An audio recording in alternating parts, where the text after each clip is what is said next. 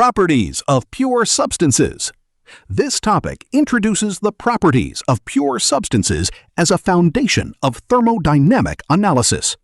The main focus is how substances with uniform chemical composition can be analyzed in different phase conditions. This discussion becomes the basis for understanding water, refrigerants, and gases in engineering systems. This concept is essential before moving to energy and cycle analysis. The material is closely related to phase change and thermodynamic properties. Lesson Plan Thermodynamics 1. The course structure is arranged progressively from basic concepts to the second law and entropy. This chapter is placed at a very strategic position because it bridges energy concepts and system analysis. Understanding pure substance properties will be used repeatedly in later chapters. This sequence shows that this topic is not isolated, but central to engineering thermodynamics. All advanced applications will depend on these property concepts. Learning outcome. The learning outcomes emphasize understanding pure substances and phase change processes. Students are expected to read and use PV, TV, and PT diagrams. The ability to use property tables becomes a core skill in solving thermodynamics problems. In addition, the ideal gas concept and compressibility factor are introduced as practical tools.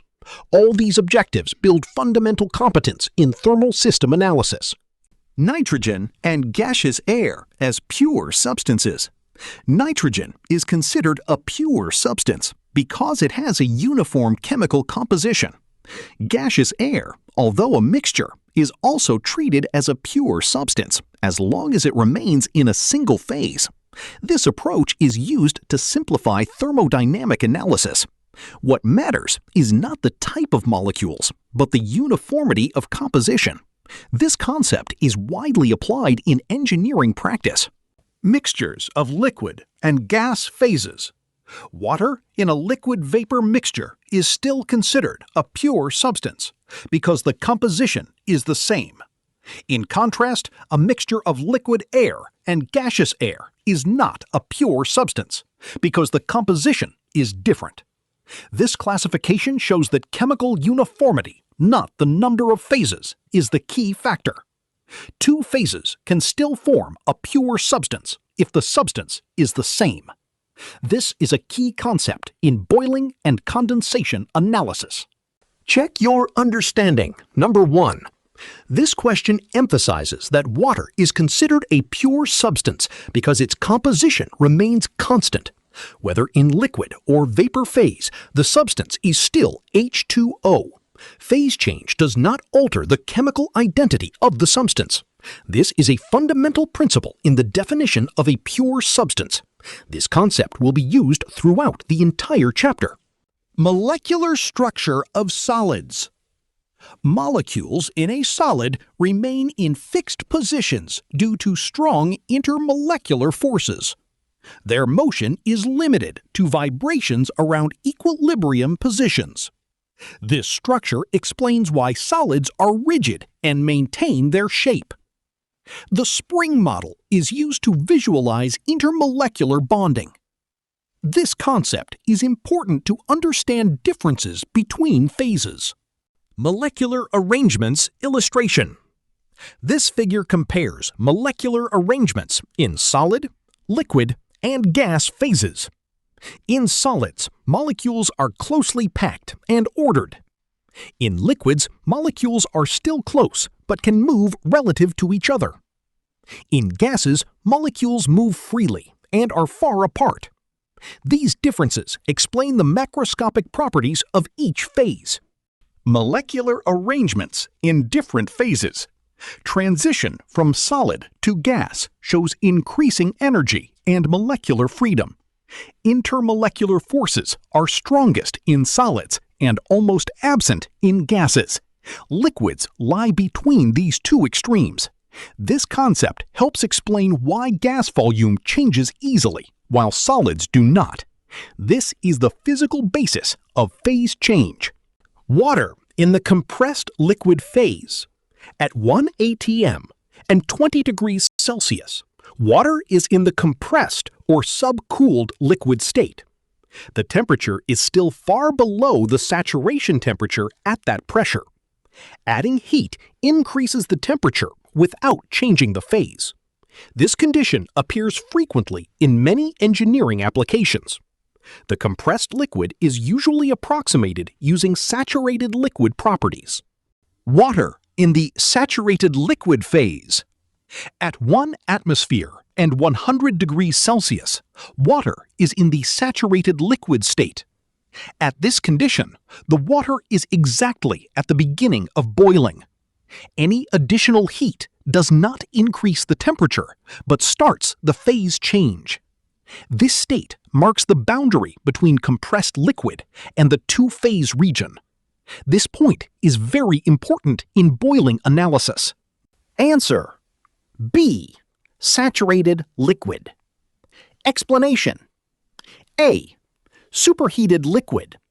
This is incorrect because a superheated liquid occurs when the liquid is heated beyond its boiling point at a given pressure, which is not the case at 100 degrees Celsius and 1 atm. B. Saturated liquid. This is the correct answer. At 1 atm and 100 degrees Celsius, water is at its boiling point and exists as a saturated liquid, ready to vaporize with additional heat without temperature increase. C. Subcooled liquid. This is incorrect because a subcooled liquid is below its boiling point and would not be in the phase change condition at 100 degrees Celsius. D. Saturated vapor. This is incorrect because a saturated vapor refers to the state where water is completely vaporized, not in the liquid state at its boiling point. Saturated liquid vapor mixture. At this condition, the system consists of a mixture of saturated liquid and saturated vapor. During heating, part of the liquid turns into vapor without any change in temperature and pressure. The proportions of liquid and vapor change gradually during the process. This state is called the two-phase region. Analysis in this region requires the concept of quality. Saturated vapor state. At this point, all the liquid has been converted into saturated vapor. The temperature and pressure remain at the saturation condition during the entire vaporization process. After this point, no liquid remains in the system. This state marks the end of the phase change process. The system is now in a single vapor phase. Superheated vapor state. After all the liquid has evaporated, any additional heat increases the vapor temperature. The vapor is now in the superheated state.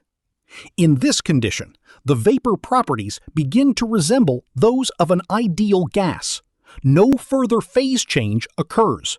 The added energy fully increases temperature and internal energy.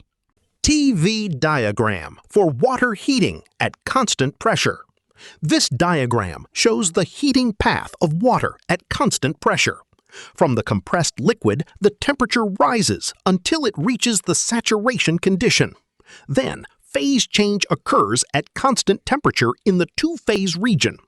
After becoming saturated vapor, further heating produces superheated vapor. This diagram is very important to visualize the boiling process. Saturation pressure of water at various temperatures. Each temperature has a unique saturation pressure value. At 100 degrees Celsius, the saturation pressure is about 101.3 kPa. At higher temperatures, the saturation pressure increases very rapidly. This relationship shows that boiling temperature strongly depends on pressure. Check your understanding. Number 3. This question emphasizes the direct relationship between temperature and saturation pressure. The correct answer is that saturation pressure increases with temperature. This is not a linear relationship, but a strongly non-linear one. This understanding is important for reading property tables and diagrams. Many analysis errors occur when this relationship is ignored. Liquid, vapor, saturation curve for water. This curve shows the relationship between saturation temperature and saturation pressure of water. The curved shape indicates that pressure increases more rapidly at higher temperatures. This curve is also the boundary between liquid and vapor regions. All points on this curve represent two phase conditions. This curve is the backbone of phase diagrams. The higher the altitude, the lower the atmospheric pressure. As a result, the boiling temperature of water becomes lower. In mountainous areas, water boils at temperatures far below 100 degrees Celsius. This explains why cooking takes longer at high altitudes. This phenomenon is a direct application of the saturation pressure concept. Liquid N2, maintaining test chamber temperature. Liquid nitrogen exposed to the atmosphere remains at -196 degrees Celsius as long as phase change is occurring. As long as liquid is still evaporating, the temperature will not increase. This principle is used to maintain the test chamber at a very low temperature. Insulation reduces heat transfer from the surroundings. This is a practical application of the saturation temperature concept. Temperature and pressure during vacuum cooling. The cooling process starts at about 25 degrees Celsius and atmospheric pressure. When the pressure is reduced using a vacuum pump, the water temperature also decreases. At around 0.61 kilopascals, the temperature reaches 0 degrees Celsius. Cooling occurs because part of the water evaporates and absorbs latent heat. This method is widely used for cooling agricultural products. Answer B. Cooling starts at 25 degrees Celsius and 100 kilopascals, and pressure decreases to 0.61 kilopascals, reducing temperature to 0 degrees Celsius. Explanation. A. Cooling starts at 100 degrees Celsius and ends at 0 degrees Celsius with a pressure increase.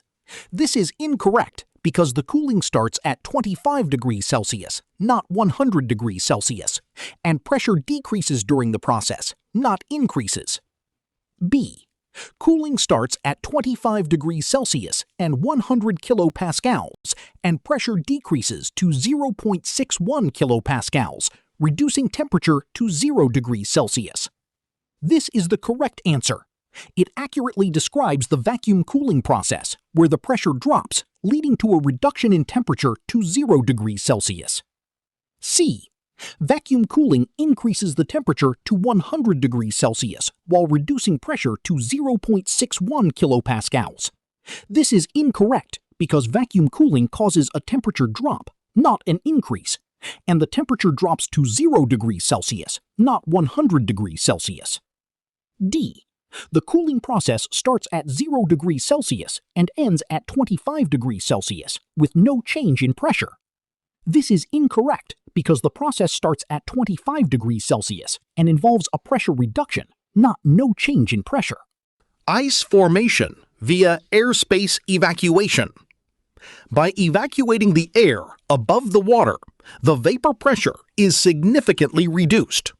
The water then evaporates rapidly and absorbs heat from the remaining liquid.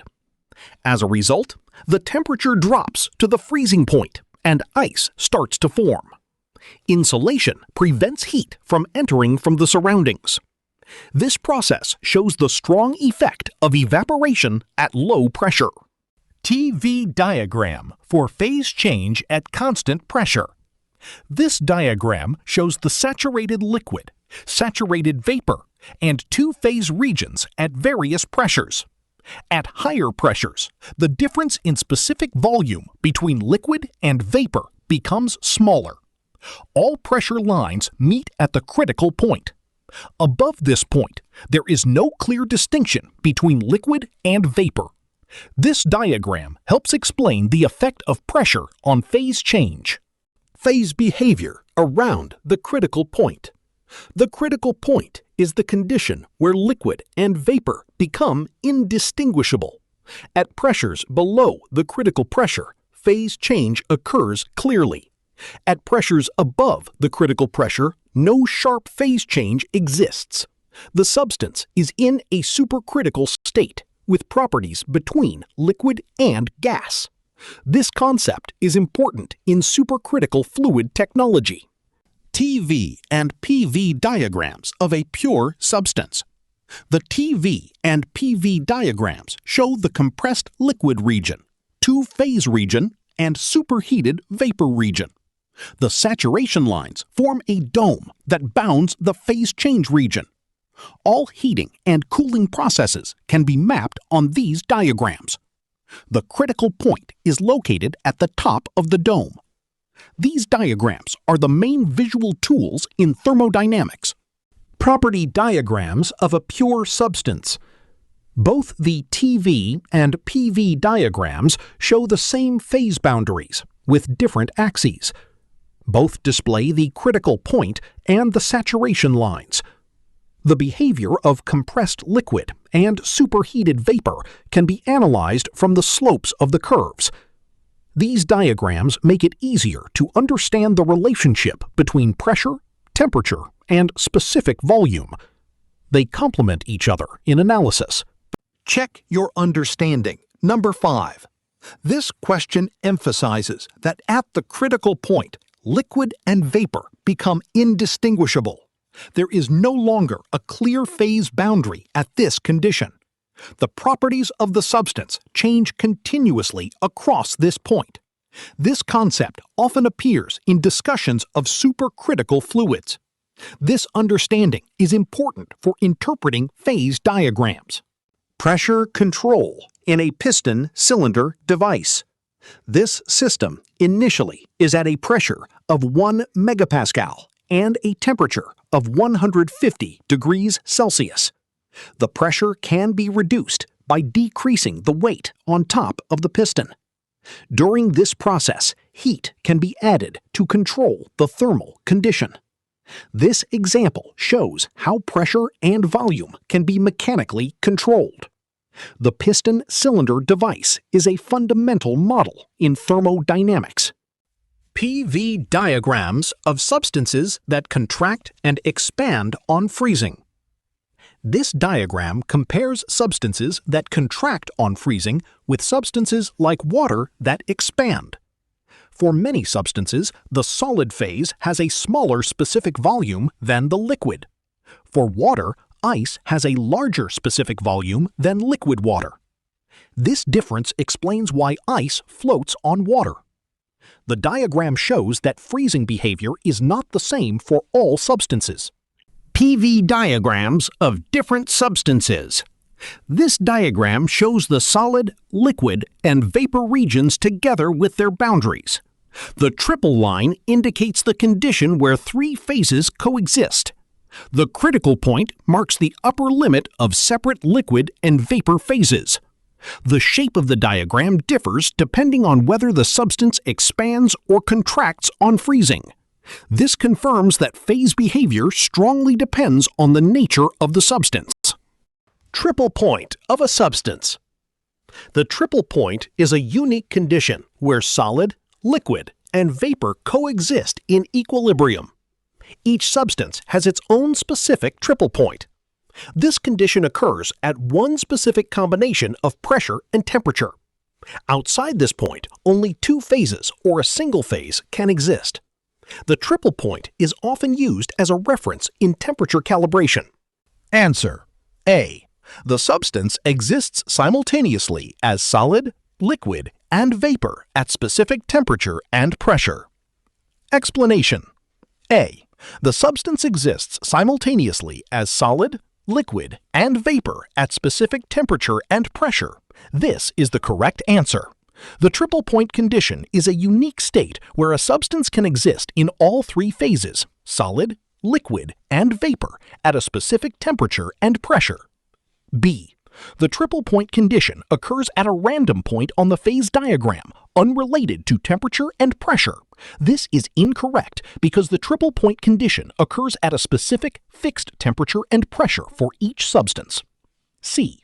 At the triple point condition, only two phases coexist in equilibrium. This is incorrect because the triple point condition involves all three phases, solid, liquid, and vapor in equilibrium, not just two. D. The triple point condition is only applicable to gases, not liquids or solids.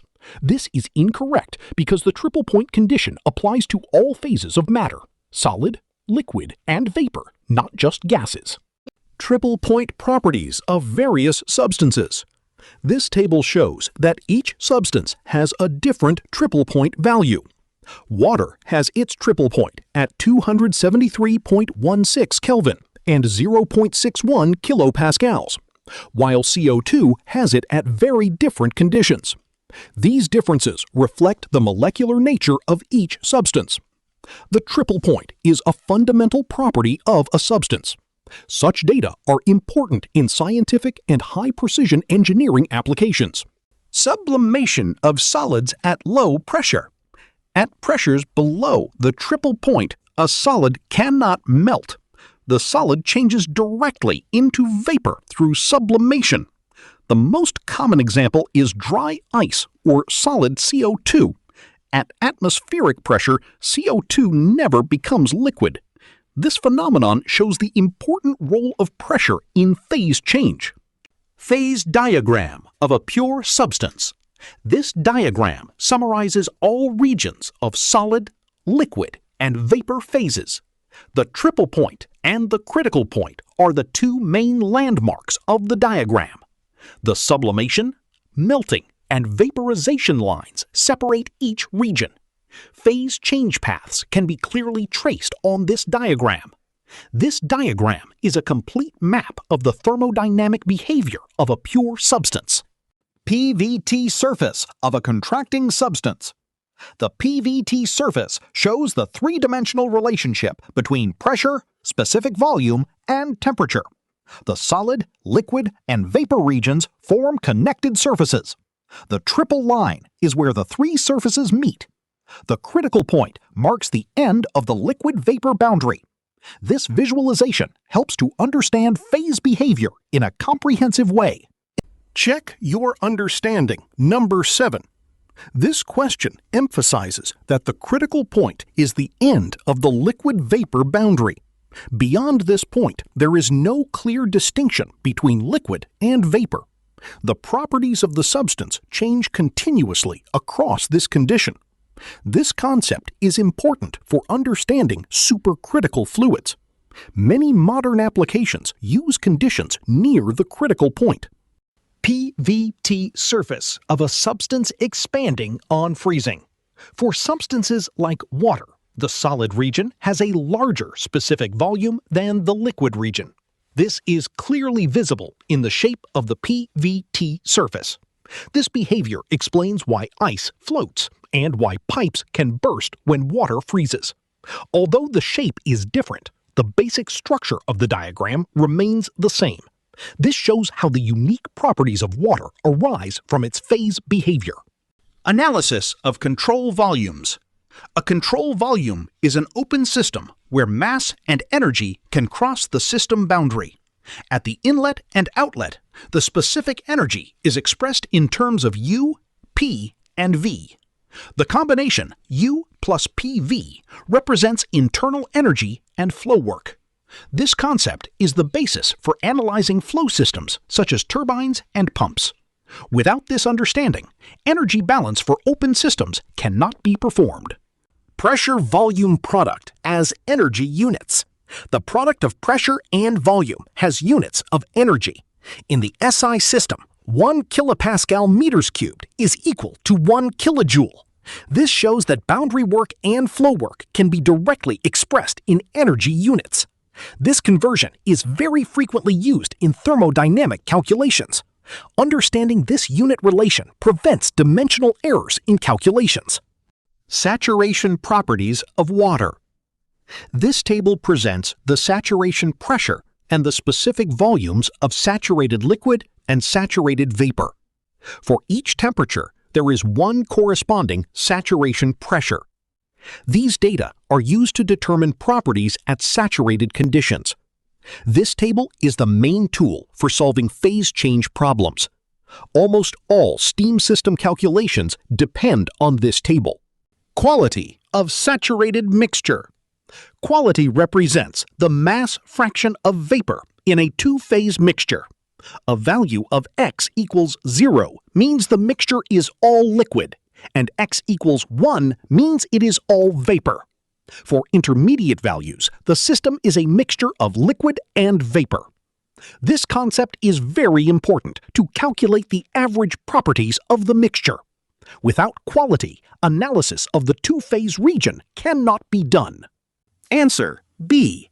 Quality represents the ratio of vapor mass to total mass in a saturated mixture, defining phase proportions. Explanation. A. Quality represents the ratio of liquid mass to total mass in a saturated mixture. This is incorrect because quality refers to the ratio of vapor mass, not liquid mass, in a saturated mixture. B. Quality represents the ratio of vapor mass to total mass in a saturated mixture. This is the correct answer. The quality, X, of a saturated mixture is the ratio of the vapor mass to the total mass, defining the proportion of vapor in the mixture. C. Quality is only relevant to superheated vapor and not to saturated mixtures. This is incorrect because quality specifically applies to saturated mixtures, not superheated vapor. D. Quality indicates the ratio of heat absorbed to heat rejected in a saturated mixture. This is incorrect because quality is related to phase proportions, liquid and vapor mass, not heat absorption or rejection. Homogeneous mixture in two-phase systems. Although it consists of two phases, the mixture is often treated as a single homogeneous system. Average properties, such as specific volume, can be calculated from the contribution of each phase. This approach greatly simplifies the analysis. Physically, the phases are separate, but in calculations, they are treated as one. This is a standard technique in engineering thermodynamics. Quality on PV and TV diagrams. Quality can be visualized as a relative position between the saturated liquid and saturated vapor lines. The relation V equals VF plus XVFG shows how specific volume changes with quality. The larger the value of X, the closer the state is to saturated vapor. The diagram helps to understand the geometric meaning of quality. This makes interpretation of calculation results easier. Specific volume in saturated mixture. The specific volume of a two-phase mixture always lies between VF and VG. This value is determined by the system pressure or temperature. If V is known, the quality can be determined. This relation is the basis for many steam property problems. It shows that V is a strong indicator of phase condition. Approximations for compressed liquid. For compressed liquids, properties are often approximated using saturated liquid values at the same temperature. This approximation is sufficiently accurate for many engineering applications. Specific volume, internal energy, and enthalpy can be taken from saturated tables. This saves time and simplifies calculations. The resulting error is usually very small. Compressed liquid condition. A substance is in the compressed liquid state if its temperature is lower than the saturation temperature at that pressure. The example at 500 kilopascals and 75 degrees Celsius shows this condition. Since complete tables are not always available, the saturated liquid approximation is often used. This is a common practice in engineering calculations. Understanding this condition is important to choose the correct property data. Check your understanding, number 9. This question reinforces that a substance is considered a compressed liquid when its temperature is below the saturation temperature at that pressure. If the temperature is lower than Tsat at P, the substance must still be in the liquid phase. This concept helps avoid mistakes in choosing the correct property tables. Many errors occur due to wrong phase identification. This understanding is fundamental in property analysis. The ideal gas equation of state relates pressure, specific volume, and temperature. Many real gases can be treated as ideal gases at low pressures. The value of R shows the differences between gases. This equation is very important in gas system analysis. Properties per unit mass and mole. In thermodynamics, properties can be expressed per unit mass or per unit mole.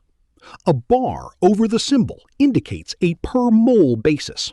The choice of basis depends on the type of analysis being performed. In mechanical engineering, the per mass basis is more commonly used. Unit consistency is very important in calculations. Ideal gas assumption and error. Not all conditions can be treated as ideal gas without error. At high pressures, deviations from ideal gas behavior become significant. At large specific volumes and low pressures, the ideal gas assumption becomes more accurate. This chart shows the region where the error is less than 1%. Understanding this limit is important for choosing the right model. Compressibility factor Z. The compressibility factor Z is used to measure the deviation of a real gas from ideal gas behavior. For an ideal gas, Z equals 1. For real gases, Z can be greater or less than 1, depending on the condition. This deviation is caused by intermolecular forces and finite molecular size. This concept corrects the ideal gas equation for real conditions. Answer: C. The compressibility factor Z for ideal gases is 1, and real gases deviate from this value due to intermolecular forces and finite molecular size. Explanation: A. Z is always equal to 1 for real gases, regardless of pressure and temperature. This is incorrect because Z for real gases can vary and is not always equal to 1. It can be greater than or less than 1, depending on the conditions. B. Real gases always have a compressibility factor greater than 1 due to intermolecular forces. This is incorrect because real gases can have Z greater than 1, but it can also be less than 1, depending on the specific conditions, not always greater. C. The compressibility factor Z for ideal gases is 1, and real gases deviate from this value due to intermolecular forces and finite molecular size. This is the correct answer. For ideal gases, Z equals 1, and real gases deviate from this value due to intermolecular forces and finite molecular size. D. Real gases behave exactly like ideal gases at all pressures and temperatures. This is incorrect because real gases only behave like ideal gases at certain conditions, low pressure and high temperature. At other conditions, real gases deviate from ideal behavior. Comparison of Z factors for various gases. This chart shows how Z varies with reduced pressure and reduced temperature. Each gas has a different curve but follows a general trend. At high reduced temperature and low reduced pressure, Z approaches 1. This indicates behavior close to an ideal gas. This chart is used to estimate Z in practical calculations. Transition to ideal gas behavior. All real gases behave like ideal gases at very low pressures. Under these conditions, the effect of intermolecular forces becomes very small. Therefore, the ideal gas equation becomes increasingly accurate. This is true for almost all temperatures. This concept explains why the ideal gas model is often the first approximation in analysis. The largest deviations from ideal gas behavior occur near the critical point. In this region, the gas shows strongly non-ideal behavior. At low pressures and high temperatures, gas behavior approaches ideal again. This diagram helps determine when the ideal gas model should not be used. This is important in high-pressure system design. Determining compressibility factor. The compressibility factor can be determined using reduced properties and correlation charts. Pressure and volume or temperature are normalized by critical values. This approach allows one chart to be used for many gases. This method is very useful when experimental data are limited. This is a standard technique in engineering thermodynamics. Check your understanding. 11. This question emphasizes that reduced properties are used as inputs to estimate real gas behavior. These properties are expressed as ratios to their critical values. With this approach, many gases can be analyzed using a single set of generalized charts. This concept greatly simplifies real gas analysis.